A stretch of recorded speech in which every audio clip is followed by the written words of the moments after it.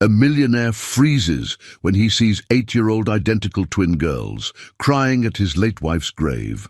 Their answer leaves him pale. Before we dive in, this video is traveling across time zones right now. Share what season you're experiencing, where you live. The autumn wind scattered golden leaves across Oakwood Cemetery as Robert Blackwood's polished Italian shoes crunched along the gravel path. At 52, his salt and pepper hair and tailored charcoal suit projected the confidence that had built his real estate empire. But today, that facade was crumbling. 5 years since Elizabeth had passed away. Their divorce had been finalized 7 years before her death, but something always pulled him back to her grave on this date. Perhaps guilt, perhaps something deeper he couldn't name. "I brought white roses," Robert whispered, approaching the elegant marble headstone. "You always said they were honest flowers." He knelt, brushing fallen leaves from the engraving. Elizabeth Ann Sinclair, beloved daughter and friend, 1975 to 2020. The word friend always struck him as inadequate, though he had no right to suggest wife remain after their bitter separation. As Robert placed the flowers against the stone, childish voices carried on the wind. He normally visited at dawn to ensure privacy, but meetings had delayed him until afternoon. Annoyed at the intrusion, he straightened his jacket and prepared to leave. That's when he saw them. 2 little girls, identical in every way, matching. Blue coats, blonde pigtails tied with ribbons, small hands clasped together. They couldn't be more than 8 years old. An elderly woman stood several yards behind them, giving them space. Something about their faces, the curve of their cheeks, the shape of their eyes, struck Robert with uncomfortable familiarity. The girls placed handmade paper flowers beside his fresh roses and spoke in perfect unison. "Happy birthday in heaven, Mummy." Robert froze, unable to move or speak. These children were at Elizabeth's grave, calling her Mommy. One of the girls noticed him first, turning with eyes that mirrored Elizabeth's, a distinctive blue-green that Robert had once claimed could see right through him. "Did you know our Mommy too?" she asked, her small voice steady despite the tears on her cheeks. Robert's throat constricted. Yes, I knew her. A long time ago." The second girl studied him curiously. "You're the man from Mommy's." "Pictures!" The elderly woman hurried forward, suddenly alert. "Girls, we should go." But the first girl wasn't finished. "Aunt Caroline said you didn't want us. That's why Mommy never told you about us. She said you were too busy being rich." The world tilted beneath Robert's feet. "What? What are your names?"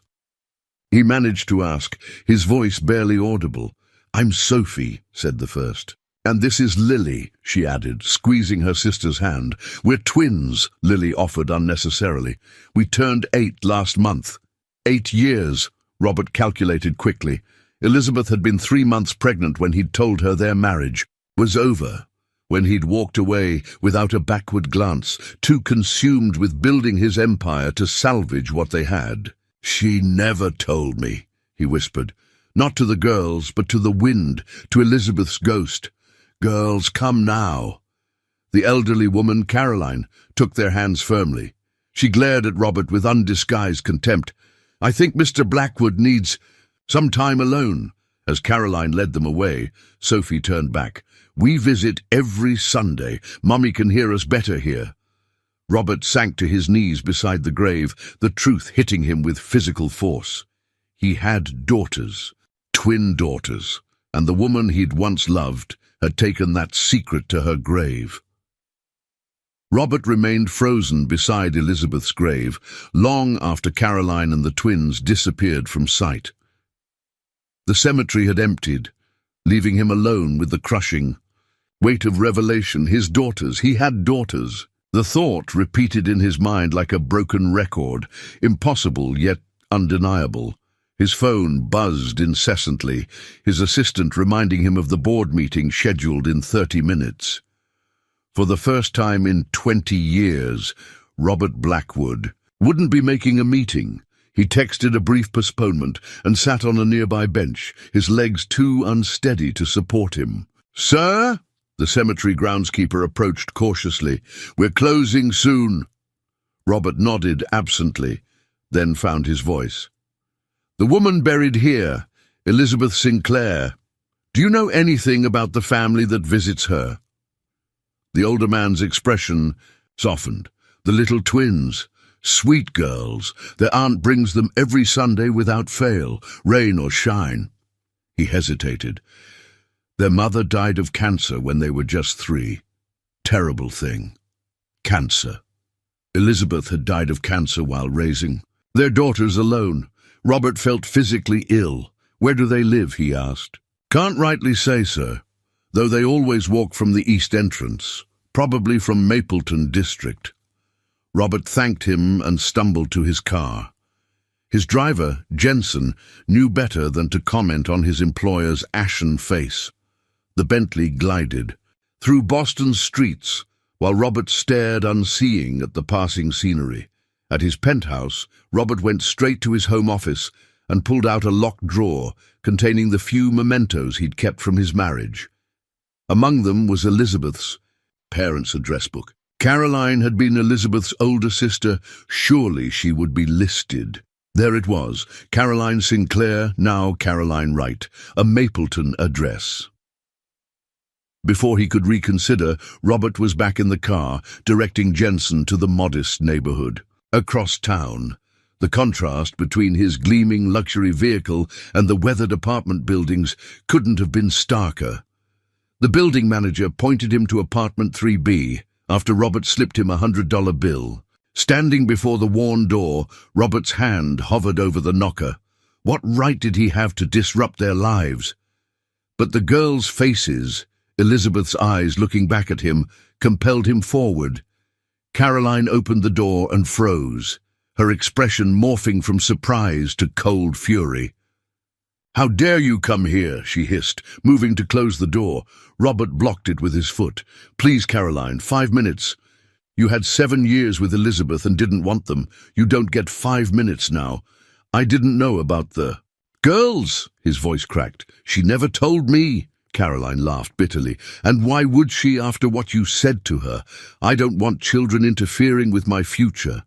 "Those were your exact words, Robert. You made yourself abundantly clear." The remembered words hit him like a physical blow. He had said that during their last terrible fight. But he'd been talking about the future, not rejecting a pregnancy he knew nothing about. "Are they home?" he asked, peering past her. "They're at their piano lesson, and you're not seeing them." "They're my daughters." "No." Caroline's voice sharpened. "Biologically, perhaps, but in every way that matters, you're nothing to them." Elizabeth was both mother and father. "I have rights." "Rights!" Caroline's voice rose dangerously. "Where were those rights when Elizabeth was working 2 jobs through chemotherapy to provide for them? Where were your rights when she was deciding whether to sell her wedding ring to pay for Lily's medical treatments?" Robert stepped back, stung. "What medical treatments?" Caroline's expression flickered with something like regret. "Go home to your empire, Robert. The girls have survived this long without you. They'll continue to do so." As the door closed in his face, Robert caught a glimpse of a small living room beyond. On the wall hung a framed photograph of Elizabeth holding 2 identical newborns, her face radiant despite visible exhaustion.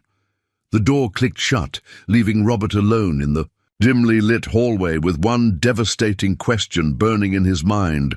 What was wrong with Lily? Robert's chauffeur found him sitting on the steps outside Caroline's apartment building, staring into nothing. Jensen had worked for Robert long enough to recognize when his employer needed silence. The drive back to Beacon Hill passed wordlessly, Boston's evening lights blurring through the windows. In his penthouse, Robert ignored the stack of contracts awaiting his signature and poured himself 3 fingers of 30-year-old Macallan. The amber liquid did nothing to dull the parade of images flooding his mind. Elizabeth's face when he'd told her he wanted a divorce. the twins placing paper flowers at their mother's grave, Caroline's bitter accusations. He pulled out his phone and called the one person who might have answers. "It's nearly midnight, Robert," Marcus Harrington answered, his voice thick with sleep. As Robert's attorney for over 20 years, Marcus was accustomed to unusual hours, but even he had limits. "Did you know Elizabeth had children?" "My children." The silence on the line was answer enough. "You knew," Robert said flatly. Marcus sighed. "Elizabeth's attorney contacted me about child support 7 years ago.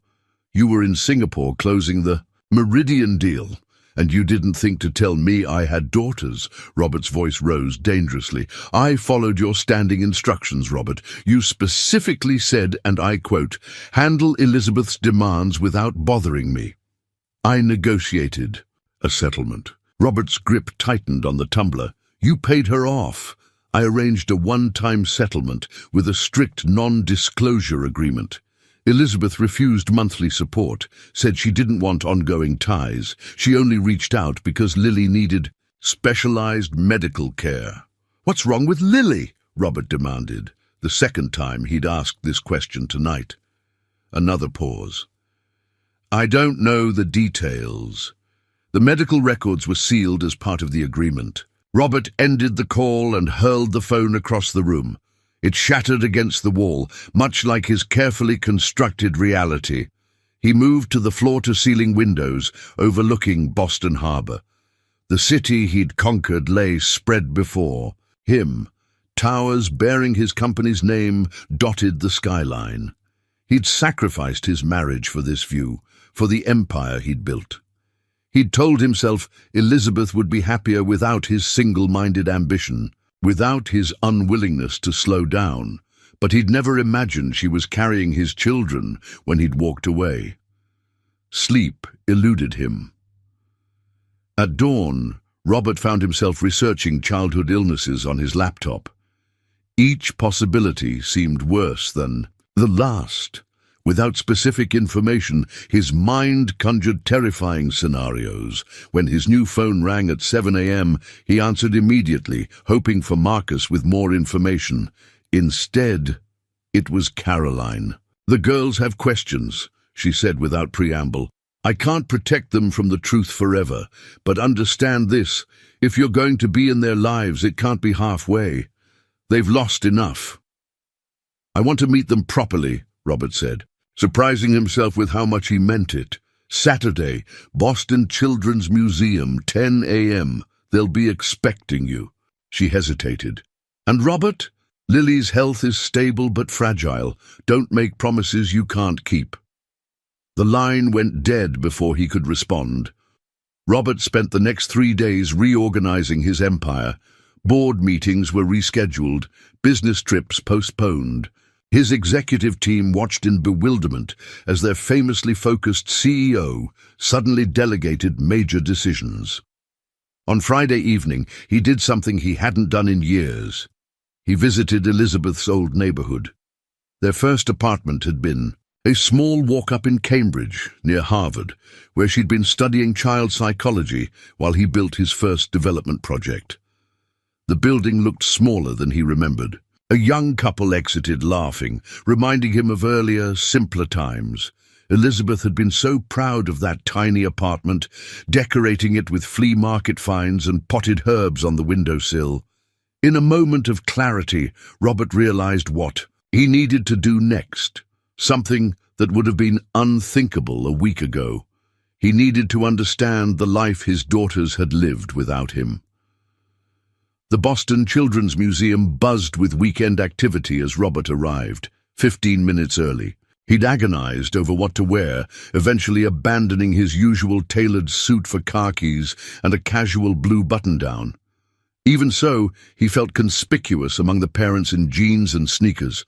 He spotted them immediately, 2 blonde heads bent. Together near the bubble exhibit, Caroline stood nearby, arms crossed, her posture radiating protective vigilance.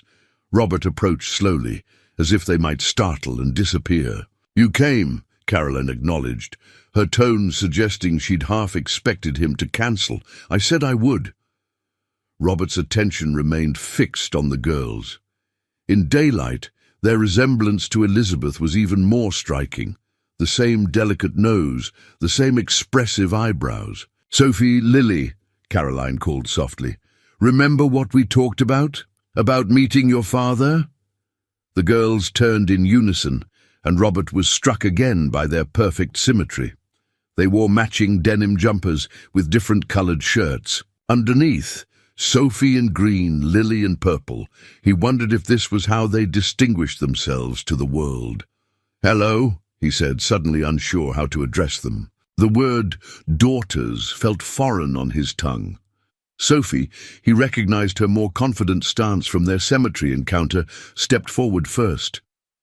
"Are you really our dad? Aunt Carolyn showed us your picture in Mom's album." "Yes," Robert said, kneeling to meet their eye level despite his designer pants against the sticky museum floor. "I am, and I'm very sorry I didn't know about you until now." Lily remained half hidden behind her sister. "Mom said you were busy building skyscrapers." The simple statement carried no judgment, yet it pierced Robert deeply. "I was. Too busy, it seems." "Do you still build them?" Sophie asked. "I do. Would you like to see pictures?" Sophie nodded, but Lily shook her head. Robert noticed she seemed paler than her sister, with subtle shadows beneath her eyes that Sophie didn't have. Caroline interjected, "Why don't we get some lunch? The girls have been exploring since opening, and they must be hungry." They settled in the museum cafe. Robert watched, fascinated, as the twins arranged their food in identical patterns. Sandwich cut diagonally, apple slices in a semicircle, juice box at precise right angles to the plate. "They've always done that," Caroline explained, following. His gaze. Elizabeth called it their symmetry game. Mom said we were mirror images, Sophie volunteered. "I'm right-handed and Lily's left-handed. You share a special bond," Robert said. "I've read that twins often have their own language." "We did when we were little," Lily spoke up, her voice softer than her sister's. "But we don't need it anymore. I always know what Sophie's thinking anyway." Sophie nodded emphatically, "And I can tell when Lily's heart hurts." Robert froze. "Your heart hurts." Carolyn gave Sophie a warning look, but Lily answered matter-of-factly, "I have a hole in my heart. I was born with it. Mum called it my extra love window." Robert struggled to maintain composure. "A congenital heart defect." "Does it hurt often?" Lily shrugged. "Not really. I just get tired sometimes, and I have to take medicine and see Dr. Bennett every month." She pulled up her sleeve to reveal a small medical alert bracelet. "I can't play soccer like Sophie, but I'm better at piano."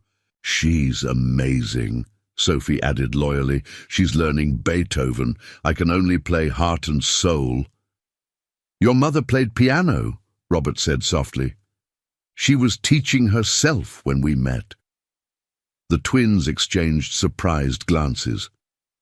"She never told us that," Sophie said. "There's probably a lot we could tell each other," Robert suggested carefully. Caroline cleared her throat. "Girls, why don't you try the climbing structure? We can see you from here." Once they ran off, Caroline's carefully maintained calm cracked. "Lily has an atrial septal defect. She had her first surgery at 2, just before Elizabeth's diagnosis. The prognosis is good, but she'll need another procedure eventually." Her eyes hardened. "The settlement covered the first surgery, but we've been saving for the next one." "I'll pay for everything," Robert said immediately. "Whatever she needs." "This isn't about money, Robert." "Then what is it about?" Caroline stared at him for a long moment. "Proving you're not the same man who told my sister that children would ruin his life." Before Robert could respond, a small cry came from the climbing structure. They both turned to see Lily sitting on a platform, looking pale and winded, while Sophie hovered worriedly.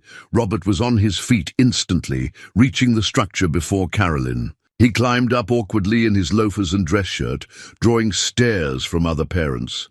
"I just got dizzy," Lily explained as he reached her.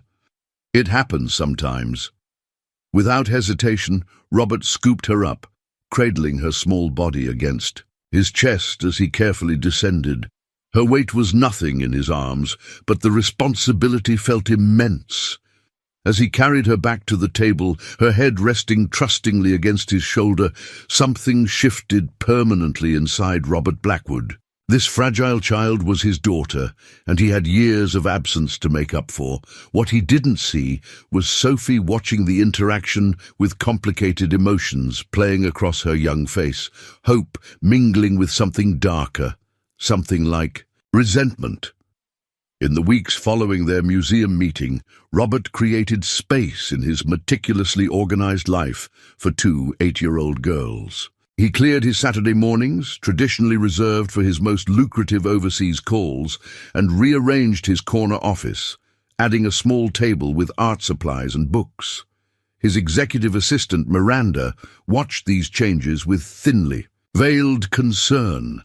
The Singapore investors are demanding to know why you've pushed back the Marina Bay project review again, she informed him, hovering in his doorway. And the board is questioning your sudden interest in our company's health insurance policies for dependents. Robert continued rearranging the furniture. Tell Singapore I'm handling some personal matters, and inform the board I'm conducting a comprehensive benefits review. Personal matters, Miranda repeated, her tone making clear how unprecedented this was. In 15 years, Robert had never put anything above business. Does this have something to do with those little girls Carlson saw you with at the park last weekend? Robert straightened, fixing her with the steely gaze that had intimidated. Countless business opponents. Yes, they're my daughters. Miranda's carefully maintained composure slipped. Daughters? Since when do you have children? Since 8 years ago, apparently. He checked his watch. They'll be here in 20 minutes. Please have security send them up immediately when they arrive. After Miranda left, Robert surveyed the office changes. The corporate minimalism had been softened with colorful pillows and a basket of toys. It looked utterly incongruous, like a corporate daycare center had exploded in one corner of his sleek office. But it was a start. The elevator chimed precisely at noon.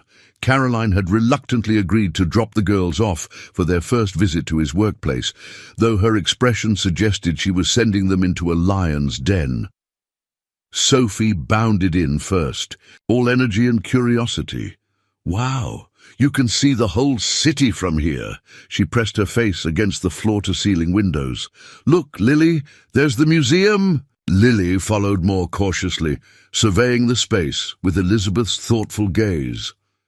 Is this where you build your buildings? She asked. I design them here, Robert explained, with a team of architects and engineers. Would you like to see some blueprints? To his surprise, Lily nodded enthusiastically. He spread a building plan across the conference table, lifting her onto a chair so she could see. Her small finger traced the complex lines with unexpected understanding. It looks like a puzzle, she observed. That's exactly what it is, Robert agreed, strangely pleased by her perception. While Robert showed Lily the basics of architectural drawings, Sophie explored the office, examining everything with insatiable curiosity. She stopped at his credentials wall, studying the framed degrees and awards. You went to Harvard, she noted. Mom went there too. We have her diploma in our apartment. We met there, Robert confirmed, a memory surfacing of Elizabeth surrounded by textbooks in the library, looking up with that startled smile when he'd asked to share her table. Are we going to Harvard? Sophie asked. The question caught Robert off guard, not just its content but the assumption of a future he would be part of. If that's what you want, you can go anywhere you choose. Mom started college funds for us, Lily said, still studying the blueprint. But Aunt Caroline says they're very small still. Robert made a mental note to address this immediately. Education is important. We'll make sure they grow. The afternoon passed quickly. They ordered pizza, a rarity in Robert's carefully maintained dietary regimen, and he discovered that both girls loved pineapple topping, a preference they'd inherited from Elizabeth, certainly not from him. As they ate, Robert found himself sharing stories about their mother that he hadn't allowed himself to remember in years. How she'd rescued a box of kittens during a rainstorm, her terrible attempts at cooking Italian food, her habit of singing off-key while grading papers. The girls absorbed these stories hungrily, occasionally offering their own. "Mum made us paper cranes when we were sick," Sophie said. "She said they carried wishes." "She taught us to make them too," Lily added, reaching for a sheet of paper from the art table. Her small fingers worked with practiced precision, folding and creasing until a perfect paper crane sat in her palm. "She said you fold 1,000 and your wish comes true." "How many have you made?" Robert asked. 612, both girls answered simultaneously, then giggled at their synchronicity. "What are you wishing for?" The twins exchanged a glance, that silent communication passing between them. "We can't tell," Sophie said, "or it won't come true." When Caroline arrived to collect them, Robert walked the trio to the elevator. "Next Saturday," he confirmed. "I'll pick them up at 9. Caroline nodded stiffly. Their relationship remained tense, but she'd stopped actively blocking his involvement. As the elevator doors began to close, Lily suddenly thrust her hand through the gap, causing them to reopen. She held out the paper crane she'd made. "This is for you," she said shyly. "For your office." Robert accepted the delicate creation, unexpectedly moved. "Thank you." After they left, he placed the crane carefully on his desk, next to the trading screens and financial reports that had defined his existence for so long. The juxtaposition was jarring, and yet somehow right. His phone rang. Marcus Harrington. "I've looked into those trust funds you asked about," his attorney said without preamble. "Elizabeth set them up right after the girls were born. She'd been adding $50 monthly from her teacher's salary." Robert calculated quickly. "That's barely $5,000 each." Less, actually. There were withdrawals, medical expenses for Lily. Robert pinched the bridge of his nose. "I'll transfer $1 million into each account on Monday." "That's not all," Marcus continued, his tone suggesting bad news. "I've been reviewing the non-disclosure agreement from the settlement. There's something you should know." "What is it?" "Elizabeth left a letter with her attorney. Instructions were to deliver it to you only if you ever discovered the twins and sought contact." Robert's grip tightened on the phone. "Have you seen it?" "No. Her attorney is bringing it to my office Monday morning." "Robert." Marcus hesitated. He seemed concerned about its contents. After ending the call, Robert stared at the paper crane, a sense of foreboding settling over him. What final message had Elizabeth left for him, and why did it require him finding the twins first? The crane seemed to watch him with folded paper wings, keeping Elizabeth's secrets tucked within its creases. Monday morning found Robert in Marcus's office, staring at a cream-colored envelope bearing Elizabeth's familiar handwriting.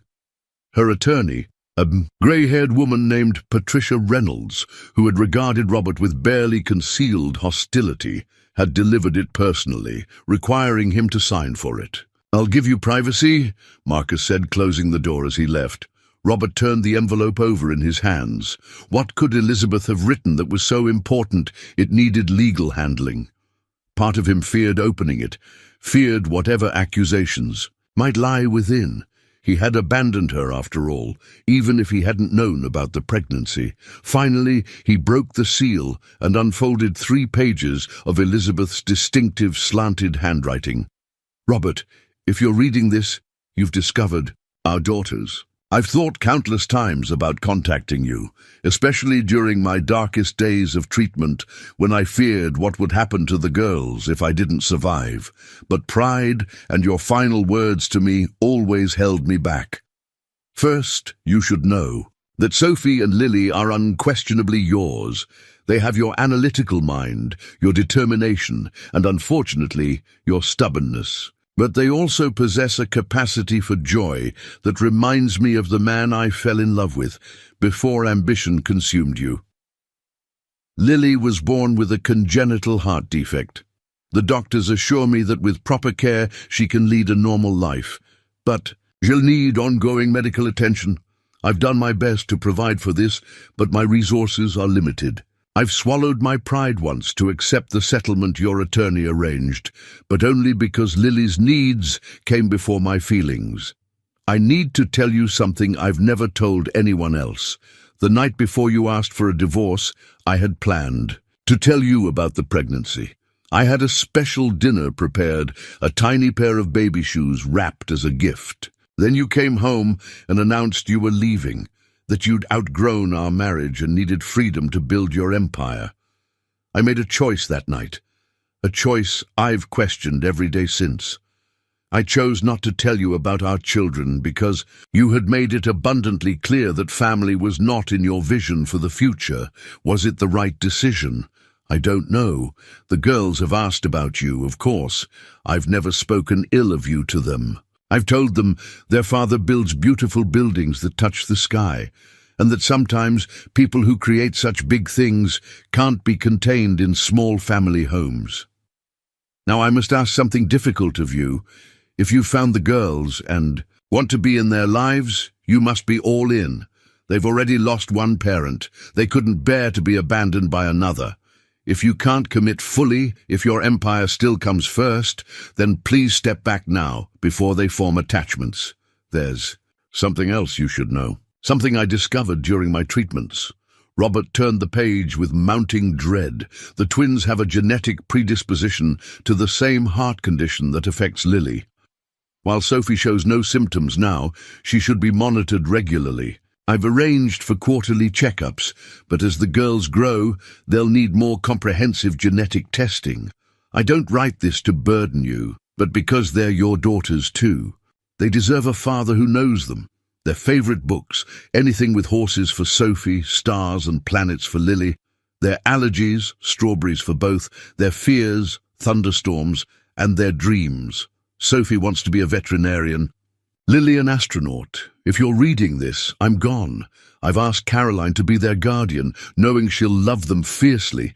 But they need more than fierce love, Robert. They need security, opportunity, and a connection to the other half of themselves, the half that comes from you. Whatever you decide, know that I forgave you long ago for leaving.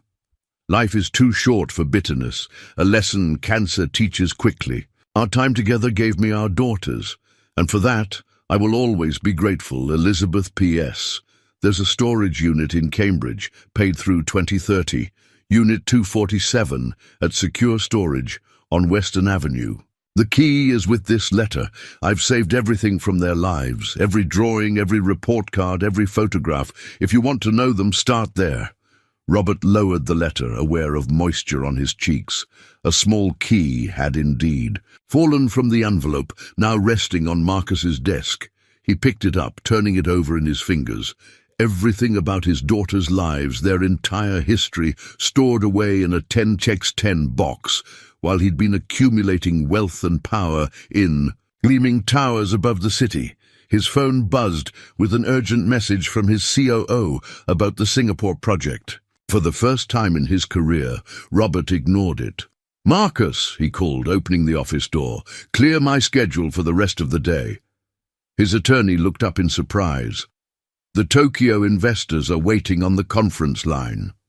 "Tell them." "I had a family emergency." Robert pocketed the storage unit key. "It's time I learned who my daughters really are." As Robert drove to Cambridge, his phone continued buzzing with increasingly desperate messages from his executive team. The Robert Blackwood they knew would never disappear during crucial negotiations, but that Robert Blackwood had never held a paper crane made by his daughters' hands, never carried a little girl to safety when she felt dizzy, never read a letter from the woman he'd once loved, revealing a history he'd missed entirely.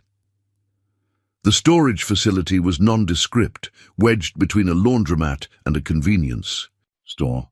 Unit 247 was in the back corner, its roll-up door showing signs of rust around the edges. When Robert raised the door, the motion-activated light flickered on to reveal shelves of clear plastic bins, each meticulously labeled in Elizabeth's handwriting. First year, preschool, kindergarten, and so on. He opened the nearest container to find carefully preserved baby clothes, 2 of everything, 1 tagged with an S, 1 with an L. Beneath these lay hospital bracelets, birth certificates, and a journal titled First 365 Days. In another bin, he found hundreds of photographs, the twins' entire childhood, documented month by month. First steps, first words, first day of school. Elizabeth appeared in many images, growing progressively thinner as the timeline advanced, her smile remaining bright even as her body failed her. Robert sank onto the concrete floor, surrounded by the physical evidence of all he had missed. He opened the journal and began to read Elizabeth's account of their daughter's first year, the sleepless nights, first smiles, the terror when Lily's heart condition was diagnosed. Hours passed as he immersed himself in their history. His phone eventually died, cutting him off from the world that had consumed him for so long. In the deepest bin, labeled simply Elizabeth, he found a USB drive. Using his laptop, he discovered it contained videos, Elizabeth recording messages for the girl's future milestones, high school graduation, college acceptance, wedding days. The final video was titled simply, For Robert If. With trembling fingers, he clicked play. Elizabeth's face filled the screen, gaunt but beautiful, filmed perhaps months before her death. "Hello, Robert," she began, her voice weaker than he remembered, but still rich with warmth. "If you're watching this, you've found our daughters, and the universe has given us all a second chance." As twilight deepened outside the storage unit, Robert Blackwood faced the ghost of his past and the truth that would forever alter his future. Robert sat transfixed as Elizabeth's image filled his laptop screen.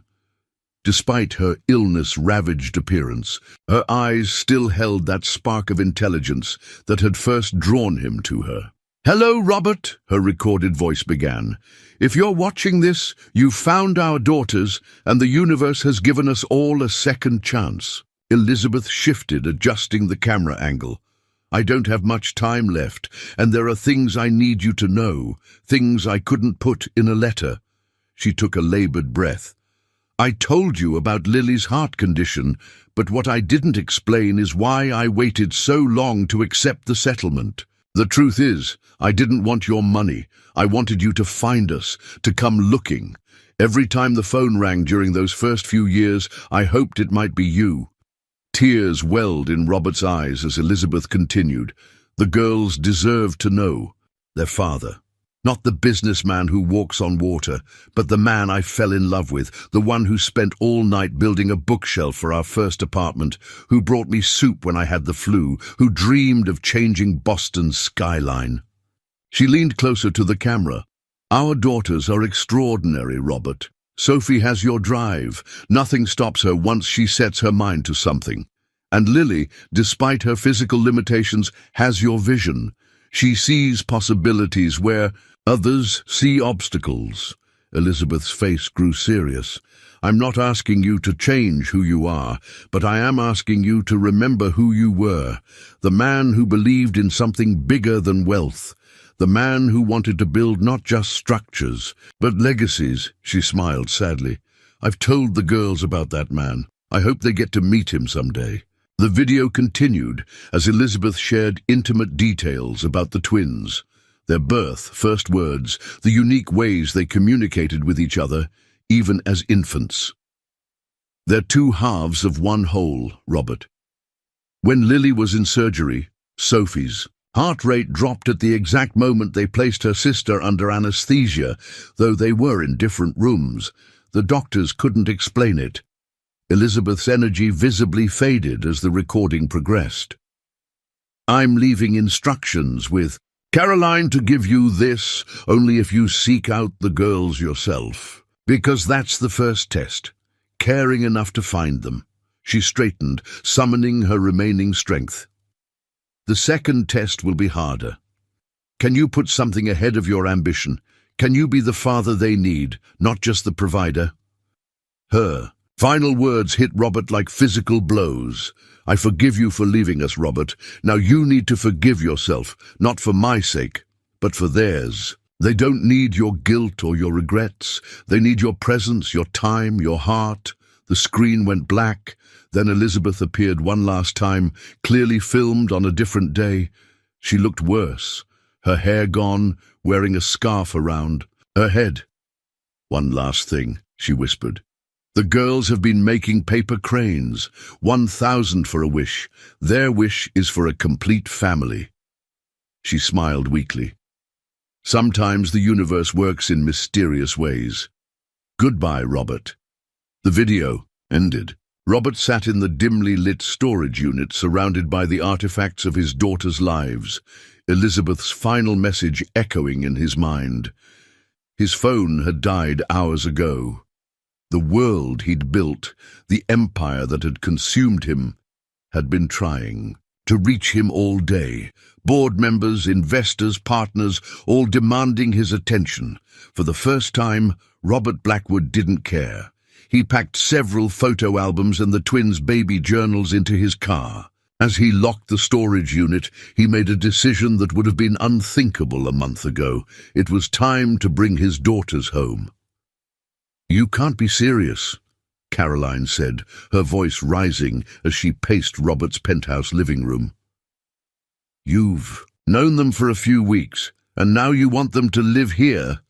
Robert gestured around the spacious apartment. I've converted the guest wing into bedrooms for them. They'll each have their own space, plus a shared playroom. This isn't about square footage, Robert. It's about stability. Their entire lives have been in our apartment, which is why I'm proposing a gradual transition, he countered.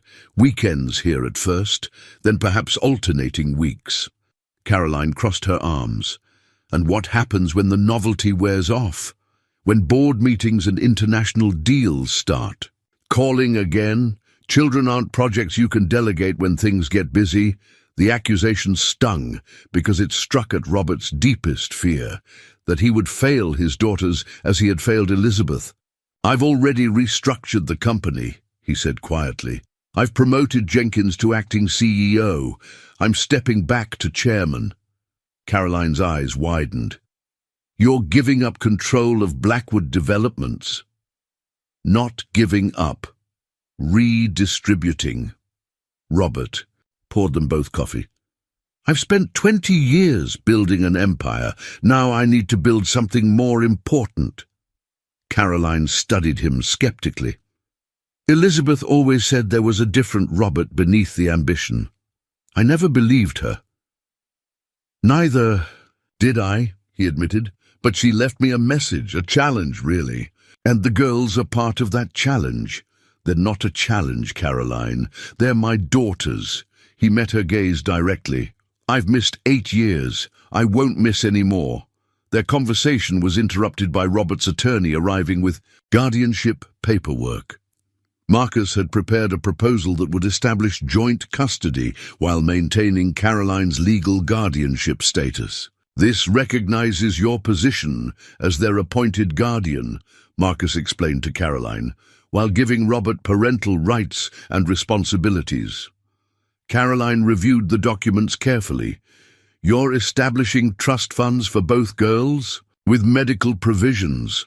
Robert nodded. Comprehensive coverage for Lily's condition and preventative monitoring for Sophie, plus educational trusts, living expenses, everything they might need.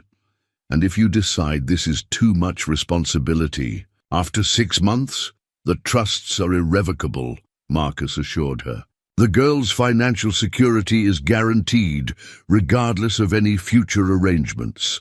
Caroline's expression remained guarded, but Robert could see her weighing her options. The apartment they shared was becoming cramped for growing girls. Their School district was adequate but not exceptional, and despite her dedication, Caroline had been stretched thin since Elizabeth's death, working extra shifts at the hospital while raising her nieces. "I need to discuss this with the girls," she said finally. "They're old enough to have input on where they live." "Of course," Robert agreed, "but there's something else we need to discuss first. Something about Sophie." Caroline tensed. "What? About Sophie?" Elizabeth's letter mentioned that both girls have a genetic predisposition to heart conditions. "Sophie needs comprehensive testing." The color drained from Caroline's face. "But Sophie's never shown any symptoms." "Neither do many people with atrial septal defects until complications develop," Robert said gently. "I've arranged for appointments at Boston Children's Hospital. The best cardiologists, geneticists, using your connections to jump the waiting list," Caroline finished bitterly. "Yes," Robert acknowledged without apology. "For both girls." Something shifted in Caroline's expression, a reluctant recognition that despite her reservations about Robert's sudden involvement, his resources could provide opportunities for the twins she simply couldn't match. "Elizabeth would have approved," she conceded quietly. "She always said Sophie was the one to worry about." "What do you mean?" Caroline sighed. "Lily's condition was diagnosed early.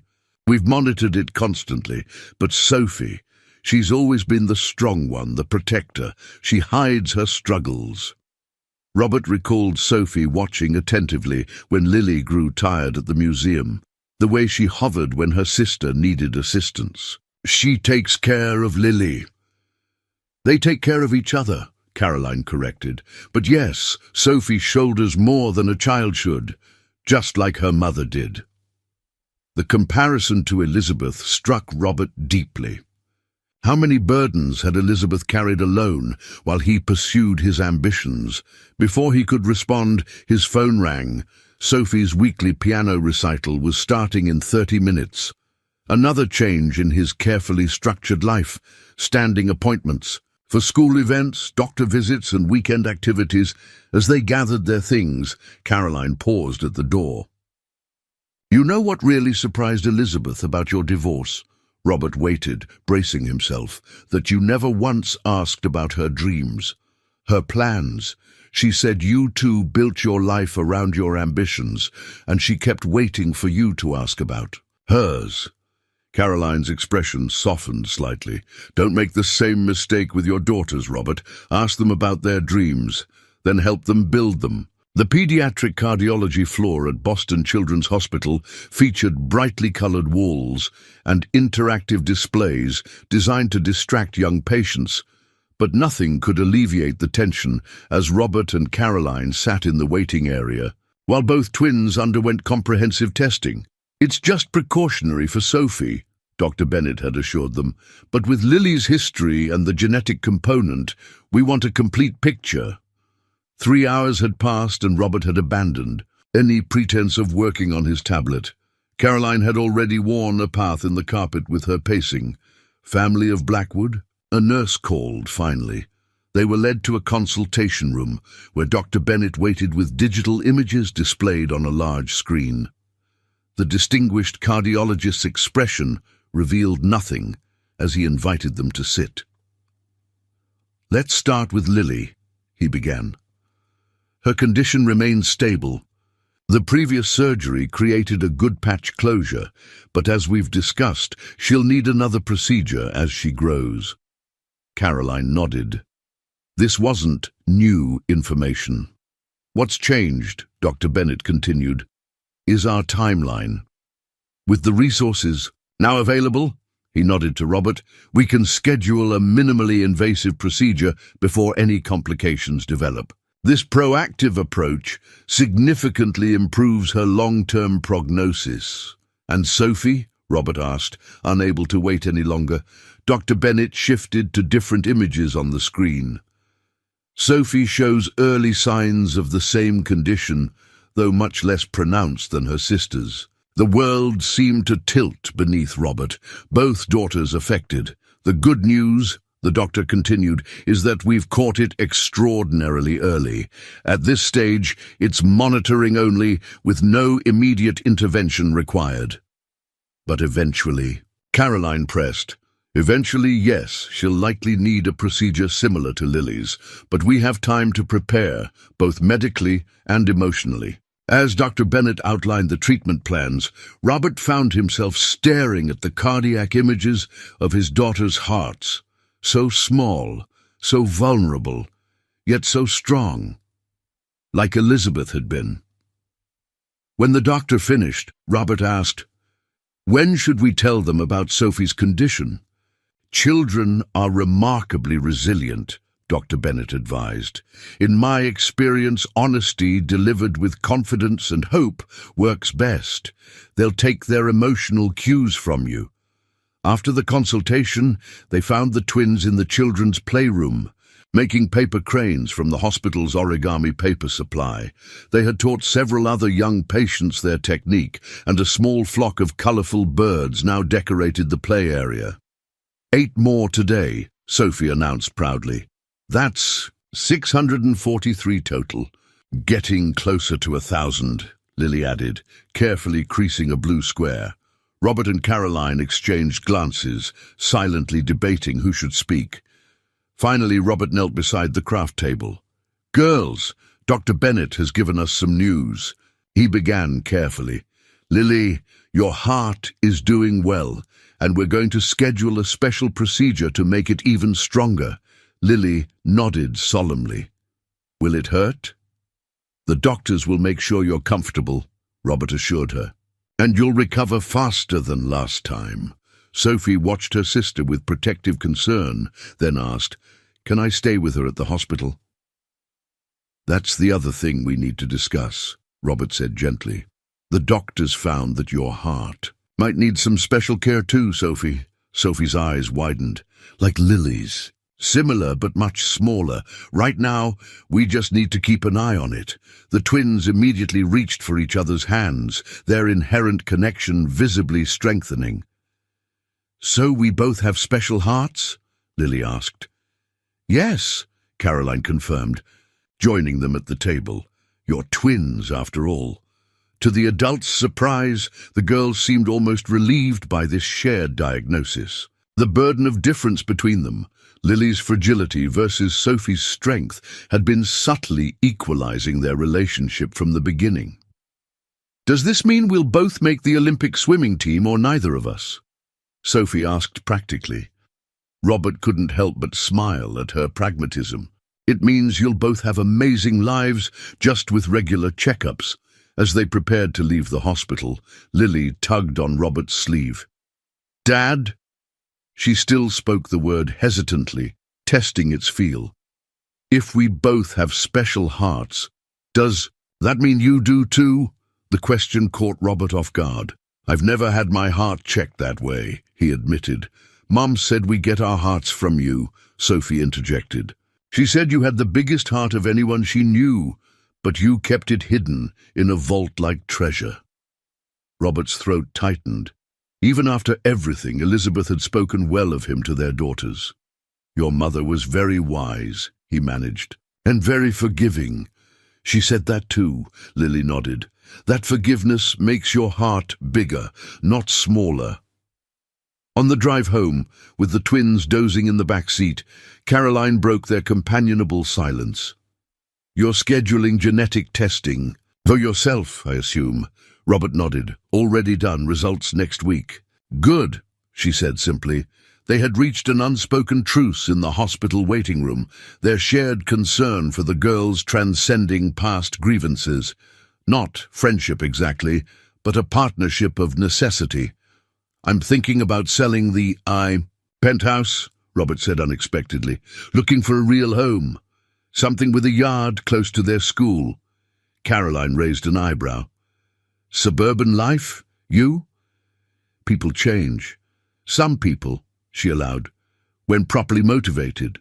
In the rearview mirror, Robert could see Sophie's head resting on Lily's shoulder, their matching faces peaceful in sleep. His motivation rested there, heart conditions and all. The September sun filtered through the trees at Boston Common as Robert watched his daughters feed the ducks. 3 months had passed since their first meeting at Elizabeth's grave, 3 months of weekends that had expanded to include Wednesday dinners and school pickup on Mondays. Robert checked his watch. 30 minutes until they needed to head to Lily's pre-operation appointment. The procedure was scheduled for tomorrow morning, a minimally invasive cardiac catheterization that would repair her atrial septal defect using a specialized closure device. His own genetic testing had confirmed what he'd already suspected. The heart condition had come from his side of the family. His father had died of a weak heart at 58, though the rural doctors of Robert's childhood had never identified the specific defect.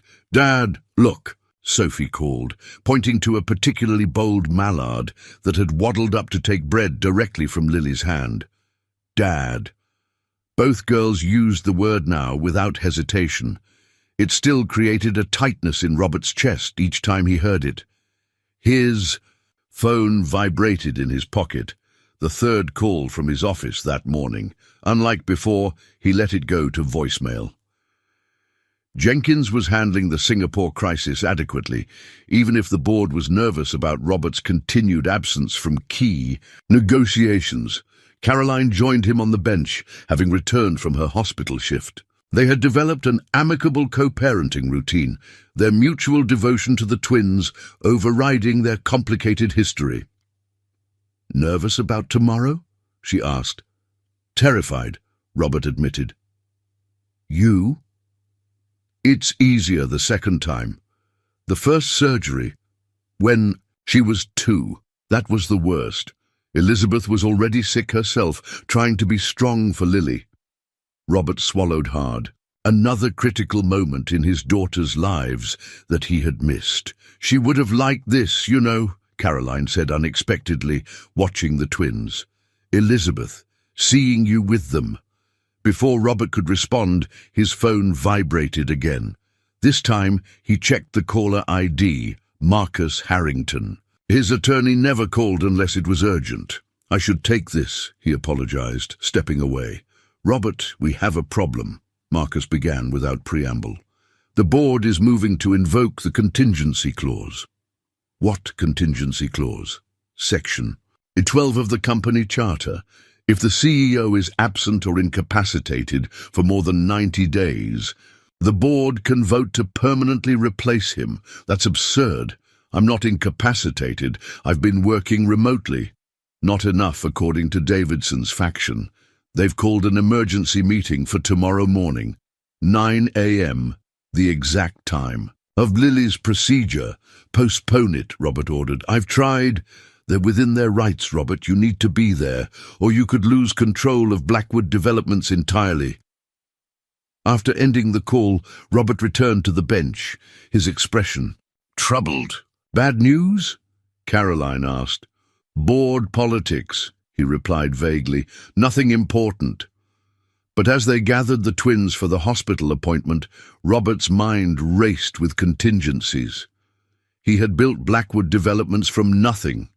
20 years of 16-hour days, sacrificed relationships, single-minded focus. It was his legacy, a legacy he had once thought he was building alone, unaware of the 2 little girls who carried his DNA, his name, even his heart defect.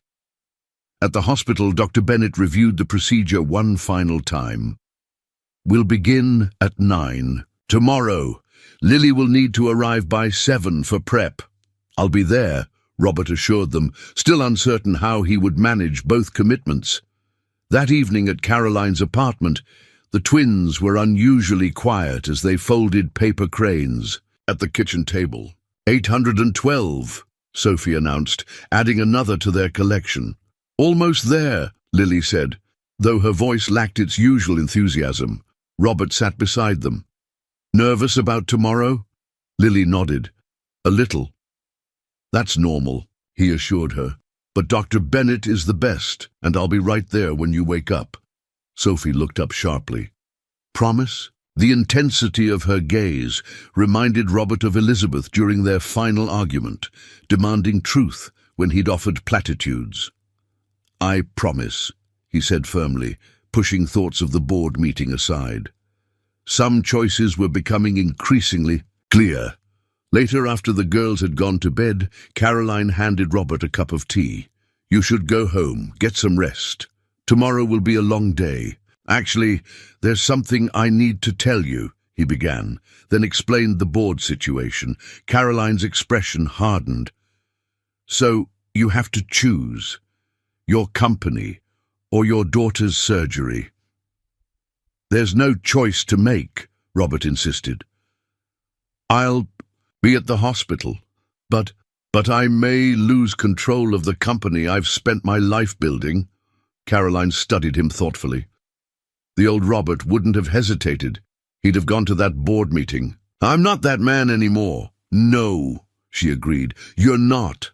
As Robert prepared to leave, he checked on the twins one last time. They shared a bedroom in the small apartment, their twin beds pushed close together. Even in sleep, they maintained their connection. Lily's hand outstretched towards Sophie. Sophie turned protectively toward her sister. On their shared nightstand sat a small mountain of paper cranes, nearly enough to grant a wish.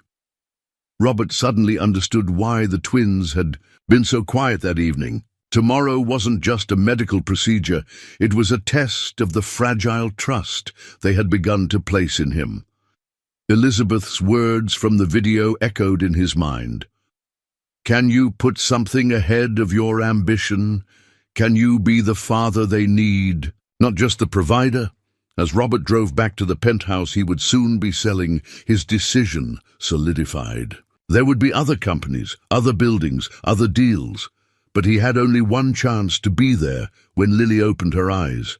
Lily's hospital room was decorated with paper cranes hanging from the ceiling, perched on windowsills, clustered on bedside tables. The nurses had helped Sophie hang them while Lily was in pre-op, transforming the sterile space into a colourful aviary. 947, Sophie counted, hanging another. "We're getting close." Caroline checked her, watched nervously.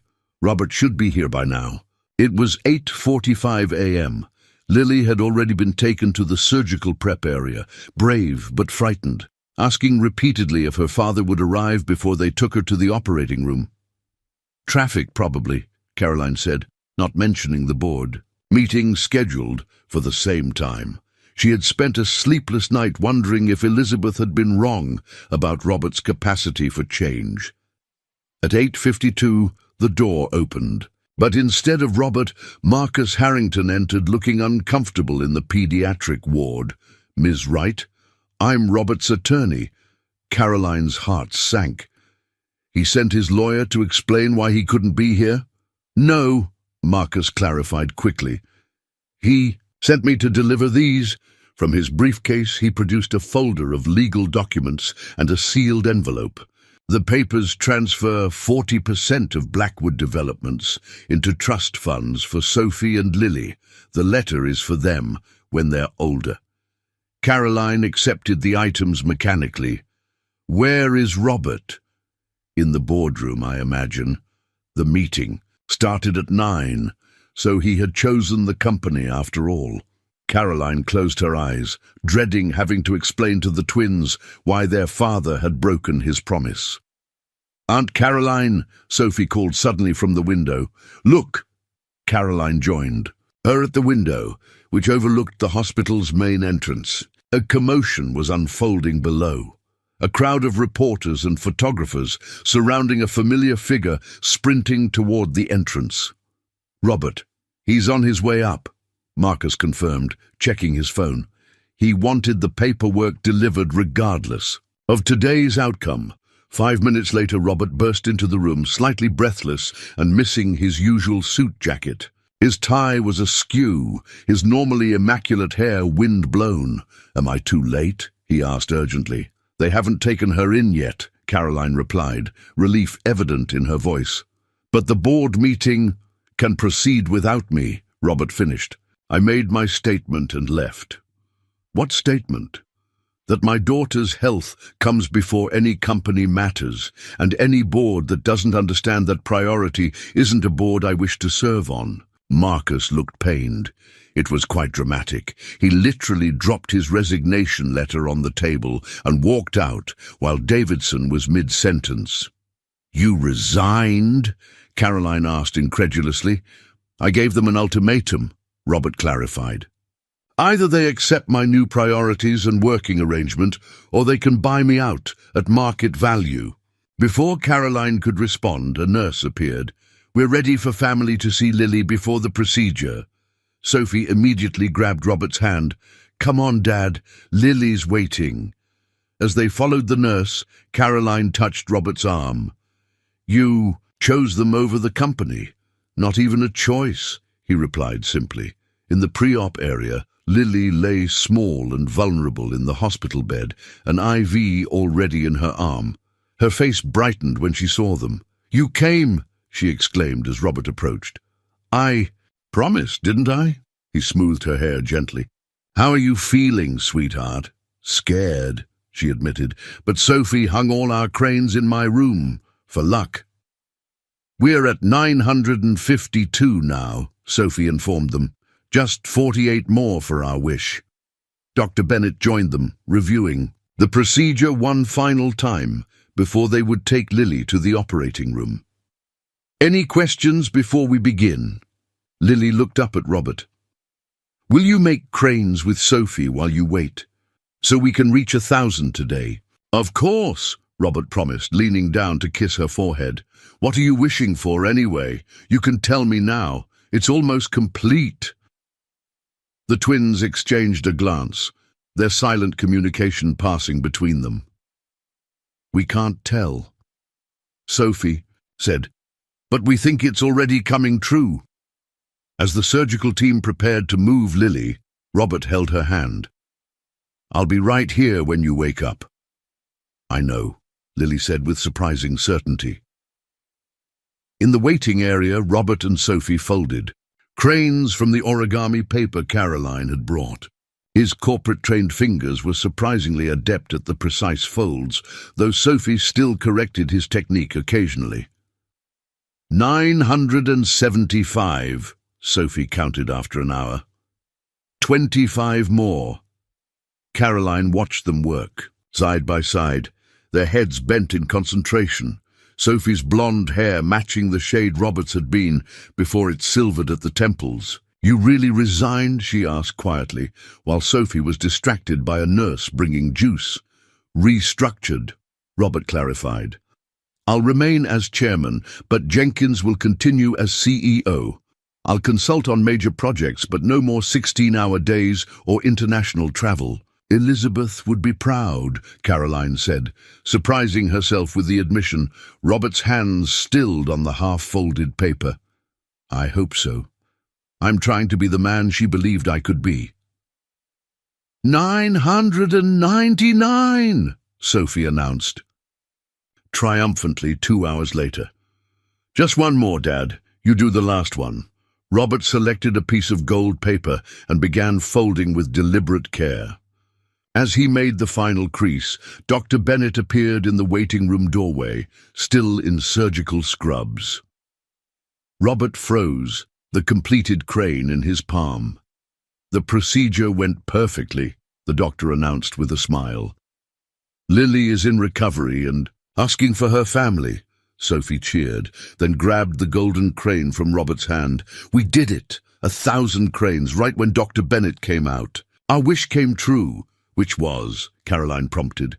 Sophie's expression grew serious. "For us to be a real family, all of us." Robert knelt to her level, his own eyes suspiciously bright.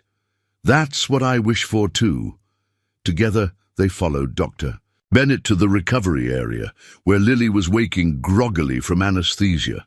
When she saw them, a drowsy smile spread across her face. "Did we make it?" she whispered. 1,000! Sophie placed the golden crane in her sister's hand. 1,000. Exactly. Dad made the last one.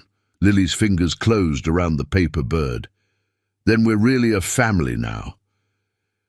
"We always were," Robert said softly. "I just took a while to find my way home."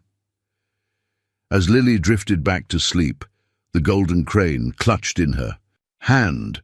Robert realized the wish had indeed been granted, not by paper birds, but by choices, promises kept, and priorities finally set right. Outside the hospital window, the Boston skyline stretched toward the clouds, buildings he had designed, deals he had closed, the empire he had sacrificed everything to build. It all seemed strangely distant now, overshadowed by the paper cranes and the silent promise they represented. Some dreams, Robert was learning, were worth giving up. Others, the ones he'd never dared to dream, were worth everything 1 year. Later, golden autumn leaves swirled around Oakwood Cemetery as 3 figures approached Elizabeth's grave. Robert carried a bouquet of white roses, honest flowers, as Elizabeth had called them. Sophie and Lily each held paper cranes, meticulously folded from shimmering gold paper. "Hard to believe it's been a year since we first met here," Robert said, placing the roses against the headstone. So much had changed since that chance encounter. The girls, now 9, had grown an inch taller. Lily's cheeks showed healthy color that had been absent before her successful surgery. Both girls wore matching lockets containing tiny photographs of their mother. "Do you think Mum can see us?" Sophie asked, arranging her crane beside the flowers. "I believe she can," Robert answered, no longer uncomfortable with such questions. The past year had taught him that parenting required honesty, even about the hardest topics. Lily placed her crane next to her sister's. "I think she sent you to find us," she said, with the simple conviction of a child. That was her real wish. "With all those paper cranes," Robert smiled, though his eyes glistened. "Your mother was always better at planning ahead than I was." After a quiet moment of remembrance, they walked back through the cemetery toward their home, not Robert's former penthouse, but a Victorian house in Cambridge, just blocks from where he and Elizabeth had lived as newlyweds. The girls attended a nearby school where Elizabeth had once taught, and several of the teachers still remembered her. Caroline joined them for Sunday dinners each week. The tension between her and Robert had gradually dissolved into mutual respect, their shared love for the twins creating an unexpected friendship. As they approached the house, Sophie raced ahead to check on the treehouse Robert had built over the summer, his first physical construction project in decades. The corporate titan who once delegated even the simplest household tasks had discovered unexpected satisfaction in creating something with his own hands. "Dad," Lily said, walking beside him at a more measured pace. "Ms. Peterson asked us to bring family photos for our heritage project. We have plenty in the albums from the storage unit," Robert replied. Lily hesitated. "But there aren't any with all 4 of us. You, me, Sophie, and Mom." The observation struck Robert with unexpected force. Of course there weren't. He had left Elizabeth before learning of her pregnancy. "I have an idea," he said. "Let's stop by the studio tomorrow. We can take a current photo of the 3 of us, and then have them digitally add your mother from one of her pictures." Lily's face brightened. "Can we put it on the mantel with the others?" "Front and center," Robert promised. Inside their home, evidence of their blended life was everywhere. Sophie's soccer trophies beside Lily's piano competition, medals, Elizabeth's books sharing shelves with Robert's architectural volumes, framed drawings of buildings the girls had designed with their father's guidance.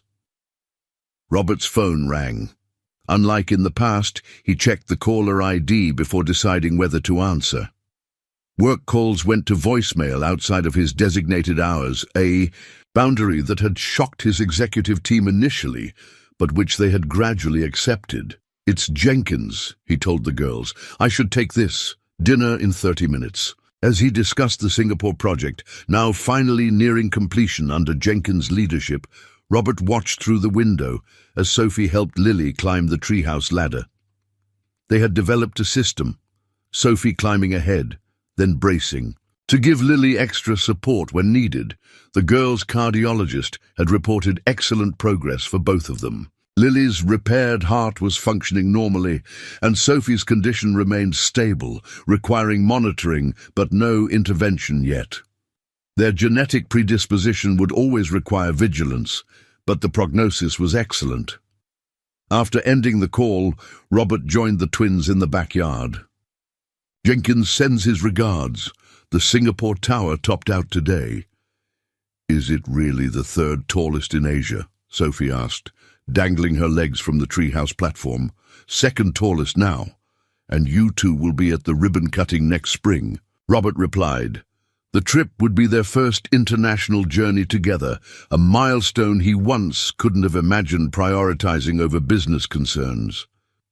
Later that evening, after bedtime stories and goodnight kisses, Robert retreated to his home office. Unlike his former corporate headquarters, this space featured children's artwork, alongside architectural awards and family photos next to business portfolios.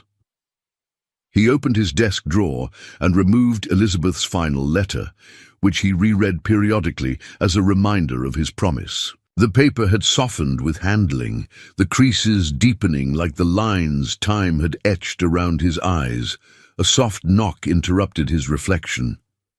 Sophie stood in the doorway in her pajamas. "Can't sleep?" he asked. She shook her head, climbing onto his lap as she sometimes did when troubled.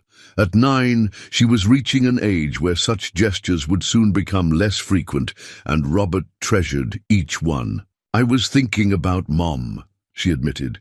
"Sometimes I worry I'm forgetting her voice." Robert reached for his tablet and opened a folder labeled Elizabeth. From it, he selected one of the videos from the storage unit. Elizabeth reading a bedtime story.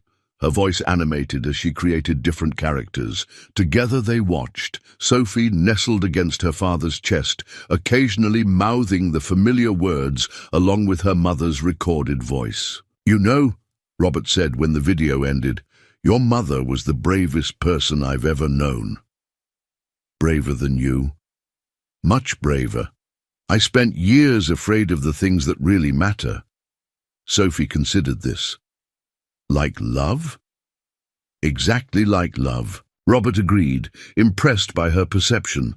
"I was afraid of how much I loved your mother, afraid of what becoming a father might mean." "But you're not afraid anymore," Sophie stated with certainty. "Not of the important things," he confirmed.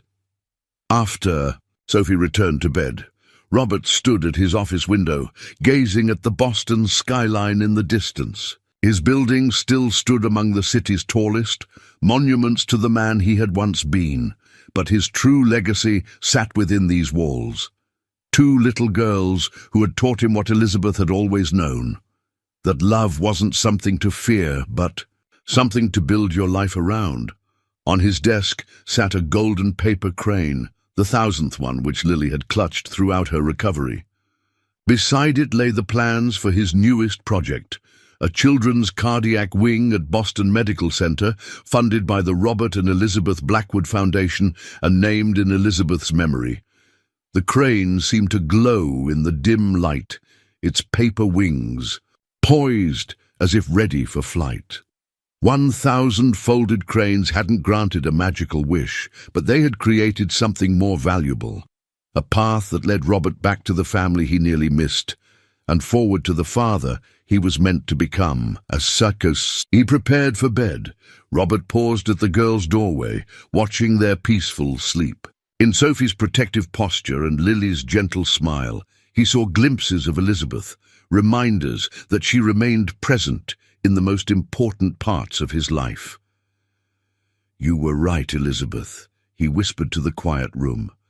"Sometimes the universe does work in mysterious ways." The autumn wind rustled the leaves outside, carrying his words into the night. And somewhere, perhaps, Elizabeth heard him at last.